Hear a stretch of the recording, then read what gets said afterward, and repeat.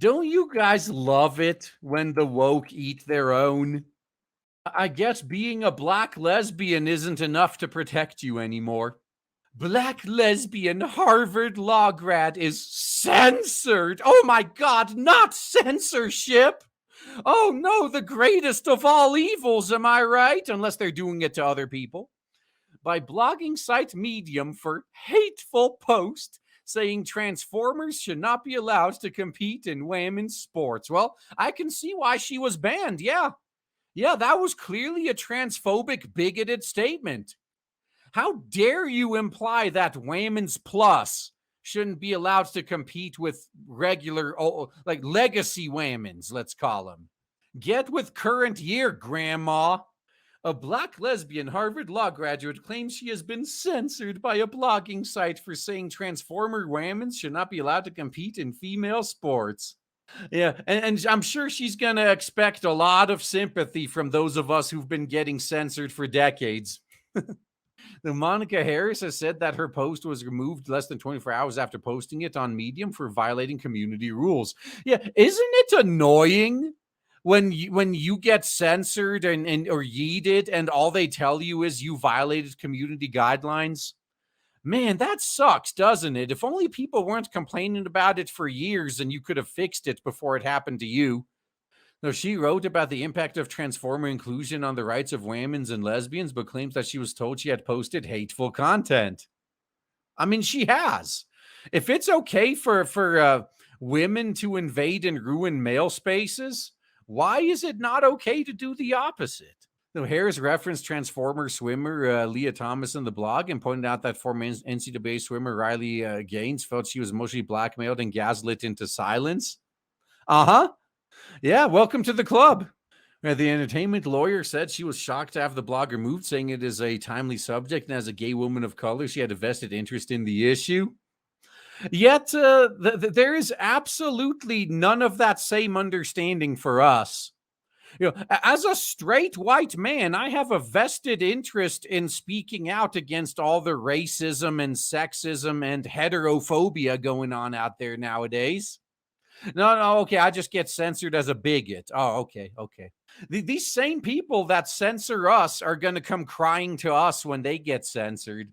And they're going to be absolutely shocked when we just tell them to get fucked. Like, nope, sorry. You kicked us while we were down, while we needed you. We're not going to lift a finger to help you. You're on your own. We already moved on. We created alternatives. We don't need the mainstream stuff anymore. We don't care what happens to you. Writing a column for Fox News, she said, much of my writing focuses on bringing people together around our shared values and interests. I've never been accused of advocating hateful positions. Once again, welcome to the club. The same is true for almost all the rest of us.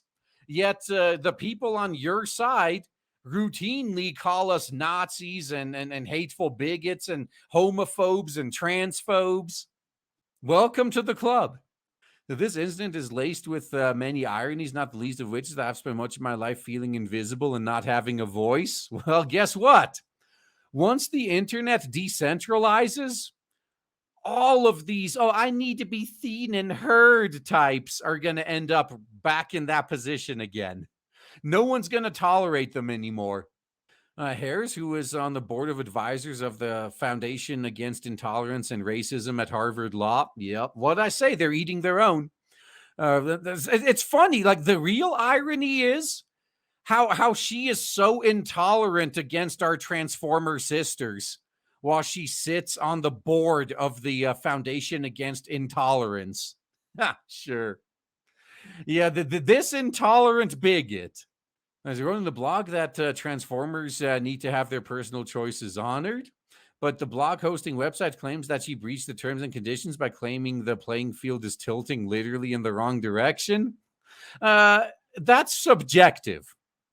It might seem like the wrong direction to you, but for the rest of us, not so much. The lawyer claims that content curators removed the article because it disempowered and excluded others based on protected characteristics, i.e. Biological men who identify as women.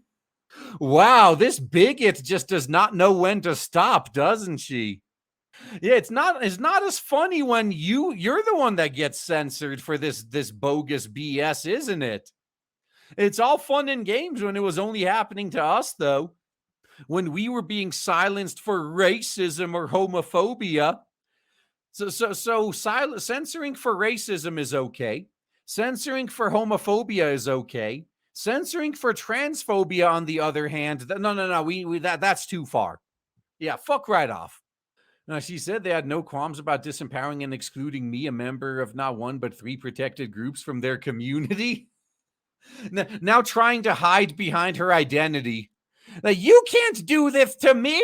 I belong to three protected groups. You're supposed to be kissing my feet. How dare you? What do they always say? To those with privilege, losing that privilege seems like oppression. That's what this story seems like to me. This privileged woman lost her privilege and now she's crying about how she's being oppressed. No, you just lost your privilege. This is equality now.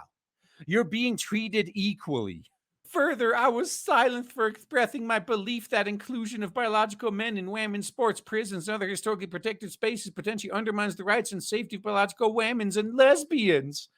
Yeah, it's called you're being a transphobe. How would you react if somebody wrote an article about how the inclusion of certain minority groups among white communities potentially undermined the right and safety of the whites? You'd probably call them racists and get them canceled, wouldn't you? So why is it okay for you to do the same thing? Nah, man. It's about time this bigot was taken down a few notches. Yet the act of deplatforming my article was in itself proof of the marginalization that I lamented in my article. Yeah, you're just poor victim. Got called out for being a transphobe and is crying that she's the victim now.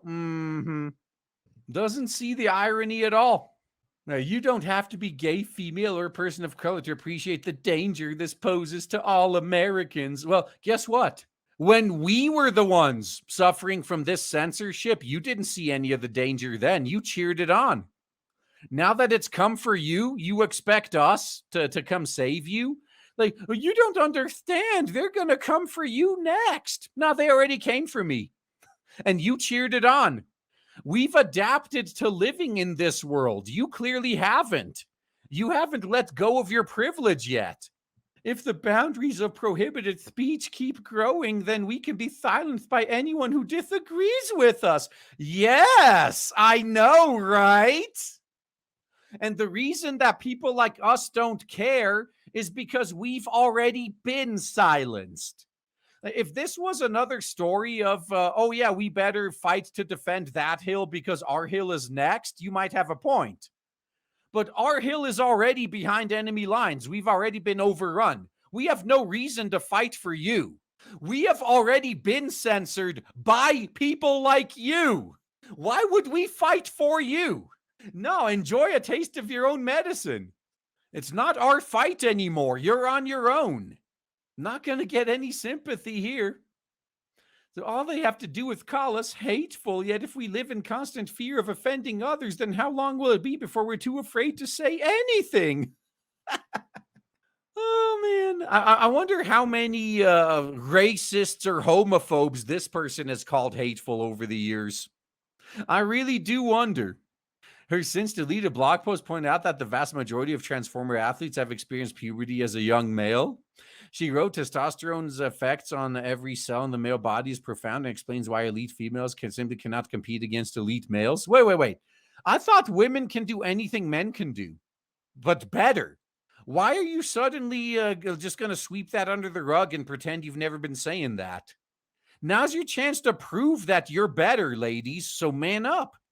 Yet proponents of DEI choose to ignore this biological reality. They insist that excluding transformer athletes from women's sports is discriminatory because it favors people who are born female over people who identify as female, because identification trumps science. I mean, this is a true statement. I don't disagree. I just wonder if this person was saying the same thing 3 or 4 years ago. Like before the Transformers really entered the scene, this exact same shit was being spoken about when it comes to racism or sexism or any of that other, made up isms. Now that the same tactics that you guys used on us are being used on you, it's suddenly a problem, isn't it? Too bad you waited until we already lost our hill, though, because once we lose our hill, it's not our fight anymore. Like, how many more times do I have to say that? You can't get us to help you once we have no reason to fight anymore. All the reasons we had to fight are gone. Until you bring them back, we have no reason to help you. We have no reason to fight for you, especially if we've already adapted. So Harris also took aim at the Women's Sports Foundation, which has openly said that transformer inclusion is not a real threat to girls and women's access and opportunity in sports. Yeah, they have the same opportunity. They have the opportunity to prove they could be just as good as a man, like all the shit they've been talking. Put your money where your mouth is. When I think about the message this sends to female athletes, Harris wrote, even if you're a fierce competitor, your chance of getting athletic scholarship for college will likely be slimmer. Your career may be eclipsed or shortened solely because you're not biologically equipped to compete with your transformer peers. But women can do anything men can do, guys. I don't get what the problem is. All you got to do is put your money where your mouth is and prove what you've been preaching the past few years. Why is it so hard? But moreover, you're expected to embrace your competitive disadvantage in the name of equality. God, the lack of self-awareness is hilarious right there. And women's sports, which once gave girls the confidence to compete in activities they would have otherwise been excluded from, are now setting them up for failure. Efforts to promote inclusion aren't moving women's forward. They're pushing us backwards. Okay, so all these efforts to promote inclusion were fine as long as they were benefiting women. But now that it's acknowledged that women are a privileged class in the West, and other groups need to be elevated, maybe at the expense of losing women some of their privileges, now it's a problem. Now, okay, well, equality has gone far enough now that we've achieved privilege. We can stop this now. Media did not immediately respond to requests for comment on the matter when contacted by Daily Mail. Of course not. Why would they? This is all just bullshit drama to them. I wouldn't respond either. Last month, Gaines accused Harvard of emotionally blackmailing athletes after they said that Thomas is abiding by all NCAA rules. I mean, technically, that our stunning and brave sister is abiding by all the rules. I don't think it says in the rules you're not allowed to have a penis, right? Gaines, a former star swimmer at the University of Kentucky, was defeated by Thomas at NCAA Division I championships in current year -1. Oh, so it's just a case of being a sore loser. That makes sense. So someone was better than you, and you big mad, yeah. She called a letter sent to members of Harvard's swim team, which insisted that members are supportive of those who are transitioning. The swimming champ called it emotional blackmail after the letter stated that Thomas has been transparent and has adhered to all NCAA rules. Why don't you make your own with blackjack and hookers? No, Paula Scanlon, one of Leah Thomas's former teammates at the University of Pennsylvania, also spoke out about her presence on the team. In an interview with the Daily Wire's Matt Walsh, Scanlon accused the university of wanting student athletes to be quiet and said they did it in a very effective way. Hey, I guess they played it smart, right? That's what I read out of that. Sounds like you admitted they were effective. They continue to tell us that our opinions were wrong, and if we had an issue about it, we were the problem, and it's frightening to see your future job is on the line. Wow, where have I heard that before? Damn, this sounds like exactly the same thing us guys have been saying for fucking years. Oh yeah, we try to point out the problem. We're told our opinions are wrong. We're the problem. Our jobs are on the line. Man, it really sucks, doesn't it? If only someone had already been talking about this years ago. But nah, you were all for this while you were benefiting at someone else's expense. And then someone else uses the same rules you benefited from to benefit at your expense. Now all of a sudden it's a problem. I understand. Yup. Now, she also claimed the swimmers would hide in the bathroom stalls to avoid changing in front of Thomas. What a bunch of bigots. Transformer athletes whose biological sex assigned at birth was male would be barred from competing on girls or women's sports teams at federally supported schools, and colleges under legislation pushed through by in late April by House Republicans. The bill approved by a 219 to 203 party line vote is unlikely to advance further because the Democrat-led Senate will not support it, and the White House said Brandon would veto it. Good. Good. Let them man up and prove they could do anything a man can do. Supporters said the legislation, which would put violators at risk of losing taxpayer dollars, is necessary to ensure competitive fairness. I mean, does anyone really care about competitive fairness in sports no one watches anyway? Like, let's be honest here. Someone has to bring that up. Someone had to ask the question. And if it sounds like I'm being harsh, it was made clear to me years ago that until the majority of the population suffers from the consequences of their own stupidity long enough, they're never going to learn. Like my general outlook is basically this: if you dig a hole and can't get yourself out of the hole that you dug, I am not going to help you out. I'm going to pull up a lawn chair and I'm going to watch. I'm going to see what happens. If you dig yourself out of that hole, if you climb out of the hole you dug for yourself and you demonstrate you learned your lesson, and then you want to work together with me in the future to make the world a better place, I'm willing to shake hands with you then. Once you've experienced the consequences of your own bullshit and you climbed out of it yourself, you didn't need anyone else's help. You experienced the full brunt of it. You suffered it. You persevered. You got out of it. After all that, then we can talk. But don't expect me to lend you a hand out of your own bullshit, okay?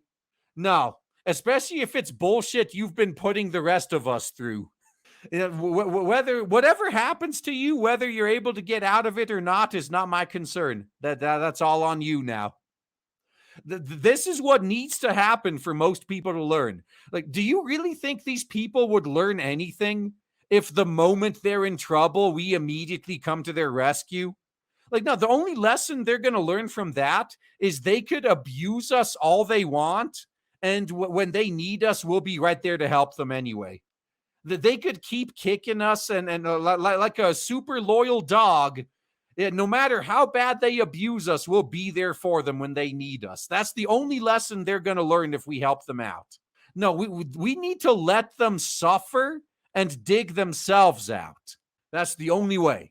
Once they've been through what they've been putting us through and they demonstrate they learned their lesson, then maybe we can cooperate. But not until then.